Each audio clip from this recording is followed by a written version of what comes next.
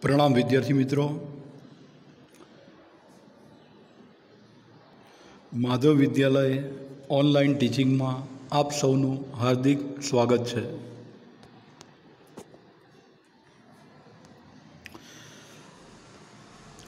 दरेक विद्यार्थी मित्र ने मारा तरफथी गुड मॉर्निंग।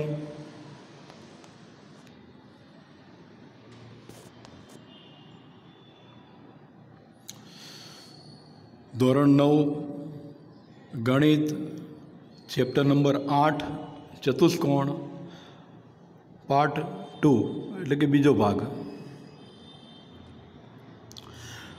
વિદ્યાર્થી મિત્રો, ગયા વિડીયોમાં આપણે પ્રમેય 8.5 સુધી અભ્યાસ કર્યો। હવે આગળ પ્રમેય 8.6 એની પ્રતિજ્ઞા।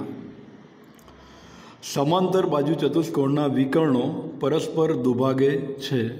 एटले मित्रों अहींया जे प्रतिज्ञा आपी छे एना उपरथी आपणे पक्ष अने साध्य बनाववानुं, बराबर छे। एटले प्रतिज्ञामां आपणे आप्युं छे के समांतर बाजू चतुष्कोण छे अने साबित करवानुं छे तेना विकर्णों परस्पर दुभागे छे, बराबर। परस्पर दुभागे एटले एनो अर्थ ए थाय के जे विकर्णों छे एना बे सरखा भाग थाय, बराबर छे। तो ध्यान थी जोईशू। पहला आकृति जोई लीए एटले वधारे खबर पड़े। अहींया आकृति में देखाय छे विकर्ण एसी अने बीडी छे ए ओ बिंदु में छेदे छे। एनो अर्थ एवो थाय के ओ रेखाखंड एसी अने रेखाखंड बीडी एम बे विकर्णोनुं मध्य बिंदु छे, बराबर छे। हवे आपणे पक्ष साध्य तरफ आवीशुं। तो समांतर बाजू चतुष्कोण एबीसीडी विकर्णों एसी और बीडी परस्पर ओ में छेदे छे। एटले के आपणे आटલું आप्युं छे के विकर्णों ओ बिंदु में छेदे छे। आपणे दुभागे छे एवुं साबित करवानुं छे। दुभागे एनो अर्थ ए थाय के एसी ना बे सरखा भाग थाय।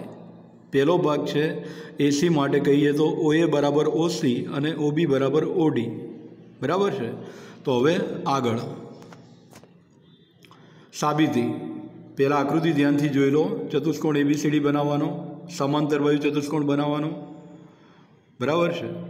हवे एमां आपणे ध्यान करिए तो त्रिकोण ओएडी अने ओसीबी मां खूणो ओएडी एकरूप खूणो ओसीबी। हवे बराबर ध्यान राखीशुं एटले खबर पड़ी जशे आपणने के बे खूणा कया छे।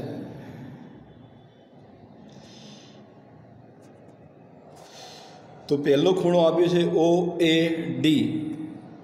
तो अहींया आपणे ध्यानथी जोईए तो आ खूणो छे ओ ए डी, बराबर। अने सामे छे खूणो ओ सी बी एटले के सामेनो खूणो छे आ ओ सी बी। आ बंने एडी समांतर बीसी नी छेदिका एसी द्वारा बनता युग्मकोण छे एटले एकरूप थाय। हवे एथी आगळ फरी समजावुं छुं।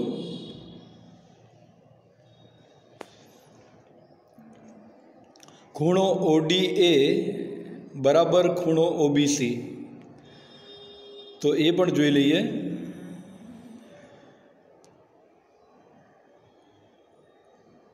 खूणो ओडी ए छे, बराबर। एटले अहींया हूँ एरो लगाईने समजावुं छुं।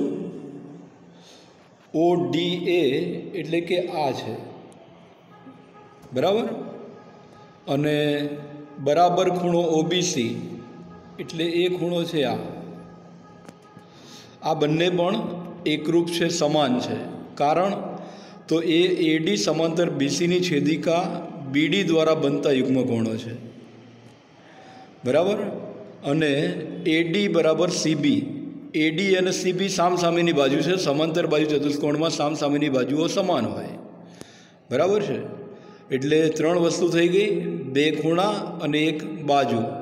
हवे एक बाजू छे वच्चे छे अने आजुबाजुना बे खूणा छे। एटले खूबाखू प्रमेय मुजब एवुं कहेवाय के त्रिकोण ओएडी एकरूप त्रिकोण ओसीबी। हवे आपणे जे साबित करवानुं हतुं ए लखी देवानुं साध्यमांथी। हवे कई रीते आवे हुं समजावी दઉં છું। बाकी आपणे साध्य बीजुं सीधुं लखी देवानुं। ना खबर पड़े तो साध्य डायरेक्ट लखी देवानुं। હવે અહીંયા તમે જુઓ તો પ્રથમ બે બિંદુ OA છે, આમાં પ્રથમ બે બિંદુ OC છે, એટલે એના ઉપરથી આપણે OA બરાબર OC લખી શકીએ. ખ્યાલ આવ્યો? અને પછી પહેલું અને છેલ્લું બિંદુ OB છે, અહીંયા પહેલું અને છેલ્લું બિંદુ OD છે, એટલે એ બંનેના આધારે OB બરાબર OD લખી શકીએ. એ કૌંસમાં CPCD લખ્યું છે એ અનુરૂપ અંગો એકરૂપ છે એવું કહેવાય. એટલે કે બે ત્રિકોણો એકરૂપ હોય તો તેના ત્રણ ખૂણા અને અનુરૂપ ખૂણાઓ બીજા ત્રિકોણના અનુરૂપ ખૂણા સાથે એકરૂપ હોય. એ જ રીતે ત્રણ બાજુઓ બીજા ત્રિકોણની અનુરૂપ બાજુ સાથે એકરૂપ હોય. બરાબર? તો આ રીતે આ પ્રમેય અહીંયા પૂરો થઈ જાય છે. હવે આગળ પછીનો પ્રમેય, પ્રમેય 8.7. જો ચતુષ્કોણના વિકર્ણો એકબીજાને દુભાગે તો તે ચતુષ્કોણ સમાંતર બાજુ ચતુષ્કોણ છે. એટલે અહીંયા તો આપેલું જ છે, એટલે એનો અર્થ એ કે આગળનું છે તોની આગળનું વિધાન પક્ષ કહેવાય અને પાછળનું વિધાન સાધ્ય કહેવાય. અહીંયા આપણે ચતુષ્કોણને નામ આપીએ છીએ એટલે આકૃતિ પરથી ખ્યાલ આવી જાય. ચતુષ્કોણ ABCD છે, એમાં બે વિકર્ણો AC અને BD છે. બરાબર? તો આપણે પક્ષ જોઈ લો. ચતુષ્કોણ ABCDના વિકર્ણો AC અને BD એકબીજાને ઓમાં દુભાગે છે એવું આપણને આપેલું જ છે. દુભાગે તો દુભાગે છે એવું લઈ લેવાનું. એટલે કે OA બરાબર OC છે અને OB બરાબર OD છે. એટલે પ્રમેય 8.6 જે હતું એનું આ પ્રતિપ પ્રમેય છે. એમાં જે પક્ષમાં હતું એ સાધ્યમાં આવે, સાધ્યમાં હતું એ પક્ષમાં આવે. બરાબર છે? તો હવે સાબિત કરવાનું છે, એને સાધ્યમાં લખવાનું. ચતુષ્કોણ ABCD સમાંતર બાજુ ચતુષ્કોણ છે, સાધ્ય. બરાબર? હવે આકૃતિ અને એના ઉપરથી સાબિતી. તો આપણે જે અત્યારે સાબિત કર્યું એ જ અહીં લખી દેવાનું છે. ત્રિકોણ OAB અને ત્રિકોણ OCDની વાત કરીએ તો OA બરાબર OC અને OB બરાબર OD એ પક્ષમાં છે જ, અથવા તો પ્રમેય 8.6માં આપણે સાબિત પણ કર્યું. હવે આગળ ખૂણો AOB એકરૂપ ખૂણો COD એ સામસામેના ખૂણા છે એટલે અભિકોણ કહેવાય. એટલે કે બે બાજુ અને વચ્ચેનો ખૂણો એકરૂપ થયો એટલે બાખુબા પ્રમેય પ્રમાણે ત્રિકોણ OAB એકરૂપ ત્રિકોણ OCD કહેવાય. બરાબર? હવે જો બે ત્રિકોણો એકરૂપ સાબિત થયા, આપણને પરિણામ મળી ગયું ત્રિકોણ OAB એકરૂપ ત્રિકોણ OCD, તો આના આધારે બાકીના અંગો એકરૂપ થાય. અત્યારે ત્રણ અંગો એકરૂપ છે, બે બાજુ અને એક ખૂણો. તો એક ખૂણા સિવાયના બાકીના બે ખૂણા પણ એકરૂપ થાય. તો અહીંયા આગળ એમાંનો એક ખૂણો છે ખૂણો OAB એકરૂપ ખૂણો બરાબર ખૂણો ACD OCD CPCDના નિયમ પ્રમાણે. એ કઈ રીતે? તો એ અહીંયા હું એરો મારીને સમજાવું છું. તો આ એ ખૂણો છે એને એકરૂપ ખૂણો C કહેવાય. એટલે એમને એમ જ લખી દેવાનું, ત્રિકોણની નિશાની કાઢી નાખવાની. બરાબર? હવે તમે ધ્યાનથી જુઓ તો ખૂણો OAB અને ખૂણો OCD એ AB અને CDની છેદિકા AC દ્વારા બનતા યુગ્મકોણ છે. અને સમાન તો આપણે અત્યારે સાબિત કર્યું જ છે, આ સમાન પણ છે એટલે લખવાનું તેઓ સમાન છે. બરાબર? હવે આગળ એટલે આનો અર્થ એવો થયો કે AB અને CD સમાંતર છે. તે જ રીતે બાખુબા દ્વારા OAD એકરૂપ ત્રિકોણ OAD એકરૂપ ત્રિકોણ OCB મળે અને તે પરથી ખૂણો OAD એકરૂપ બરાબર ખૂણો OCB મળે. હવે આ જે બે ખૂણા છે ખૂણો OAD અને ખૂણો OCB એ AD સમાંતર BC એટલે કે AD અને BCની છેદિકા AC દ્વારા બનતા યુગ્મકોણ છે અને તેઓ સમાન પણ છે. અને જો સમાન હોય અને યુગ્મકોણ હોય તો એનો અર્થ એ થાય કે બંને સમાંતર રેખાઓ છે, એટલે AD સમાંતર BC લખાય. એટલે આપણી પાસે બે પરિણામ મળ્યા. એક પરિણામ છે અહીંયા દેખાય છે આ AB સમાંતર CD અને બીજું પરિણામ છે AD સમાંતર BC. હવે આ સામસામેની બાજુની જોડ છે એટલે એવું કહેવાય કે ચતુષ્કોણ ABCDમાં AB સમાંતર CD છે અને AD સમાંતર BC છે. એટલે સામસામેની બાજુની બંને જોડ સમાંતર છે એટલે ચતુષ્કોણ ABCD સમાંતર બાજુ ચતુષ્કોણ છે. એટલે આ છેલ્લું વિધાન અહીંયા દેખો તમે તો ધ્યાનથી જુઓ તો ચતુષ્કોણ ABCD સમાંતર બાજુ ચતુષ્કોણ છે સાબિત થઈ ગયું, એટલે કે સાધ્ય આવી ગયું. એટલે ત્યાં પ્રમેય પૂરો થઈ જાય, આગળ સાબિતી આપવાની જરૂર નથી. પછીનો પ્રમેય લઈશું, પ્રમેય 8.8. જો ચતુષ્કોણની સામસામેની બાજુઓની એક જોડની બાજુઓ સમાન અને સમાંતર હોય તો તે ચતુષ્કોણ સમાંતર બાજુ ચતુષ્કોણ છે. એટલે અહીંયા પણ તો વાળું વિધાન છે એટલે આગળનું વિધાન છે તો એની આગળનું એને પક્ષમાં લખવાનું અને પાછળનું વિધાન છે એને સાધ્યમાં લખવાનું, બરાબર છે। તો અહીંયા દેખાય છે પક્ષ ચતુષ્કોણ ABCDમાં AB બરાબર CD છે અને AB સમાંતર CD પણ છે, એટલે કે સમાંતર પણ છે સામસામેની બાજુ અને સરખી પણ છે। સાધ્યમાં સાબિત કરવાનું છે સમાંતર બાજુ ચતુષ્કોણ ABCD સમાંતર બાજુ ચતુષ્કોણ છે એવું સાબિત કરવાનું છે। આકૃતિ એની જ રાખવાની, વિકર્ણ એક જ બનાવવાનો, બરાબર છે। હવે આકૃતિમાં નિશાની દેખાય છે, એબીની ઉપર એક કાપો મૂક્યો છે, સીડીની ઉપર એક, એટલે એનો અર્થ એ થાય કે એબી અને સીડીનું માપ સરખું છે। પછી ખૂણો CAD અને ખૂણો ACB આ બંનેમાં નિશાન કરેલું છે, એ નિશાન છે એ સરખાનું નિશાન છે। આ નિશાનીનો અર્થ થાય કે આ બે ખૂણાના માપ સરખા છે, બરાબર। તો હવે સાબિતી, ચતુષ્કોણ ABCDનો વિકર્ણ AC દોરીએ તો મળતા બે ત્રિકોણ, એક ત્રિકોણ BAC અને એક ત્રિકોણ DCA, બરાબર। તો અહીંયા આગળ બે ત્રિકોણ દેખાય છે, ધ્યાનથી જુઓ તો એક ત્રિકોણ છે DCA અને બીજો છે BCA, બરાબર। તો એ બંને માટે AB બરાબર CD એ પક્ષમાં આપેલું છે, AC બરાબર CA એ બંને ત્રિકોણમાં સામાન્ય બાજુ છે, અને જે ખૂણાની નિશાની કરી હતી BAC ખૂણો BAC બરાબર ખૂણો DCA એ બંને યુગ્મ કોણ છે એ, એટલે કે બે બાજુ અને વચ્ચેનો ખૂણો છે। તો બાખુબા પ્રમેય પરથી કહી શકાય કે ત્રિકોણ BAC એકરૂપ ત્રિકોણ DCA થાય, અને જો આવું થાય તો ખૂણો BCA બરાબર ખૂણો DAC, એકરૂપ અને બરાબરનો અર્થ સરખો જ થાય છે, બરાબર। નવો અભ્યાસક્રમ છે એટલે થોડી તકલીફ છે। તો બાખુબા પ્રમેય પરથી કહી શકાય કે ત્રિકોણ BAC એકરૂપ ત્રિકોણ DCA થાય, અને એના આધારે અનુરૂપ અંગો એકરૂપ થાય એ નિયમનો ઉપયોગ કરીએ તો આપણે કહી શકીએ કે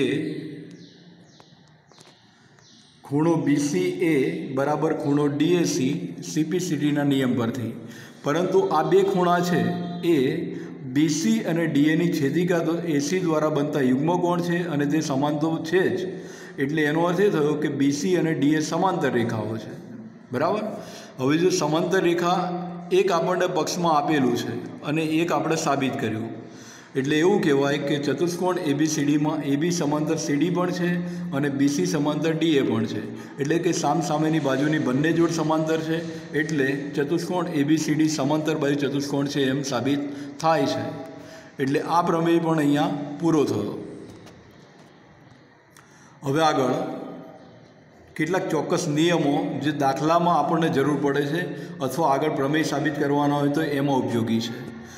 જે ચતુષ્કોણમાં એક નંબર સામસામેની બાજુઓ સમાન હોય અથવા સામસામેના ખૂણા સમાન હોય અથવા વિકર્ણો એકબીજાને દુભાગે અથવા સામસામેની બાજુઓની કોઈ પણ એક જોડ સમાન અને સમાંતર હોય તો તે ચતુષ્કોણ સમાંતર બાજુ ચતુષ્કોણ છે। ફરીથી સમજી લો, આ ચારમાંથી કોઈ પણ વિકલ્પ સાચો પડે તો એ સમાંતર બાજુ ચતુષ્કોણ કહેવાય, બરાબર। કોઈ પણ એક નિયમનું પાલન થાય તો પણ। ફરીથી નંબર 1, સામસામેની બાજુઓ સમાન હોય તો પણ એ ચતુષ્કોણ સમાંતર બાજુ ચતુષ્કોણ કહેવાય। નંબર 2, સામસામેના ખૂણા સમાન હોય તો પણ તે ચતુષ્કોણ સમાંતર બાજુ ચતુષ્કોણ કહેવાય। 3 નંબર, વિકર્ણો એકબીજાને દુભાગે તો પણ તે ચતુષ્કોણ સમાંતર બાજુ ચતુષ્કોણ કહેવાય। અને 4 નંબર, સામસામેની બાજુઓની કોઈ પણ એક જોડ સમાન પણ હોય અને સમાંતર પણ હોય, એટલે કે AB સમાંતર CD અને AB બરાબર CD અથવા AB બરાબર CD અને AB સમાંતર CD હોય તો ચતુષ્કોણ ABCD સમાંતર બાજુ ચતુષ્કોણ છે એમ કહેવાય। હવે ચોરસમાં શું છે? તો લંબચોરસના વિકર્ણો પરસ્પર દુભાગે છે અને સમાન છે। ઉપરોક્ત વિધાનનું પ્રતિપ વિધાન પણ સાચું છે। લંબચોરસની વાત છે। લંબચોરસનો ગુણધર્મ કયો? તો લંબચોરસના વિકર્ણો પરસ્પર દુભાગે અને બંને વિકર્ણના માપ સરખા હોય। એનું પ્રતિપ વિધાન કોને કહેવાય? તો જે ચતુષ્કોણના વિકર્ણો પરસ્પર દુભાગે અને સમાન હોય તે ચતુષ્કોણને લંબચોરસ કહેવાય। એ જ રીતે સમબાજુ ચતુષ્કોણ, તો સમબાજુ ચતુષ્કોણના વિકર્ણો પરસ્પર કાટખૂણે દુભાગે।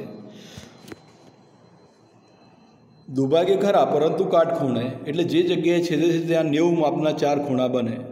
ઉપરોક્ત વિધાનનું પ્રતીક પણ સાચું છે. એટલે એનો અર્થ એવો થાય કે જે ચતુષ્કોણના વિકર્ણો પરસ્પર કાટખૂણે દુભાગે તે ચતુષ્કોણને સમબાજુ ચતુષ્કોણ કહેવાય. હવે આગળ ચોરસ. ચોરસના વિકર્ણો પરસ્પર કાટખૂણે દુભાગે છે અને સમાન છે. આ ચોરસનો ગુણધર્મ છે. હવે એનું પ્રતીક પણ સાચું છે. એટલે એનો અર્થ એવો થાય કે જે ચતુષ્કોણના વિકર્ણો પરસ્પર કાટખૂણે દુભાગે અને સમાન પણ હોય તો તેવા ચતુષ્કોણને ચોરસ કહેવાય. હવે એક વિશિષ્ટ પ્રકારનો ચતુષ્કોણ છે પતંગાકાર, જેનો આકાર પતંગ જેવો હોય છે, એટલે એને પતંગાકાર ચતુષ્કોણ કહે છે.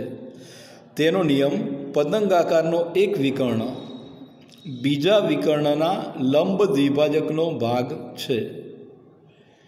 ફરીથી, પતંગાકારનો એક વિકર્ણ બીજા વિકર્ણના લંબ દ્વિભાજકનો ભાગ છે. ઉપરોક્ત વિધાનનું પ્રતીક પણ સાચું છે. એટલે કે જે ચતુષ્કોણનો એક વિકર્ણ બીજા વિકર્ણના લંબ દ્વિભાજકનો ભાગ હોય તે ચતુષ્કોણ પતંગ આકાર ચતુષ્કોણ હોય. બરાબર છે? તો મિત્રો, આ વિડીયો અહીંયા પૂરો થાય છે.